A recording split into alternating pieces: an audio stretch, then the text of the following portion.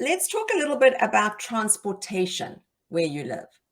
Is there public transportation? Is there Uber? Is there Lyft? Do you drive? How was it getting your driver's license? Maybe share a little bit about your experience and your knowledge in that. Here in Louisville, you have buses. You can use buses. I never used, so I don't know actually how it works, but you can Google. If you need, you can just Google it and try to figure out, because I have no idea how to use it. But you can use Uber. It's pretty easy. And you can rent a car also. If you're moving here, you're new here for your first days, you need to figure out around the city. So you can just rent a car for a couple of days and go from there. I had my driver lessons here. So to get the driving license here in Louisville, you have to do a test. And when you pass the test, you have to do a practical test. So like a driving practical test. And when you get both of them good, you're good to go. You can get a driver license. Yeah. Okay. So you drive. So you have a car and you So drive. I have a car. Yeah. We actually bought a car here when we moved because it was going to be easier for us. Me and my husband, we were both working, so it was going to be easier for us to just buy a car. But as I was saying, you can rent a car, and also it has a website called Fair.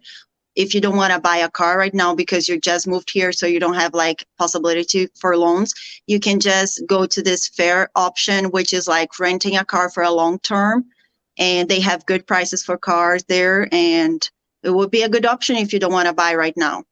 Oh, that's interesting. Yeah. That's I haven't heard of that before at all.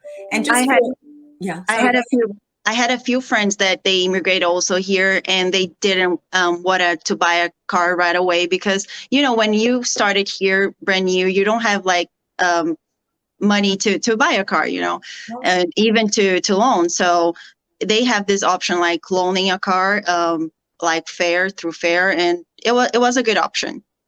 Okay, so thank you for sharing that, because Yeah. I didn't know about that either.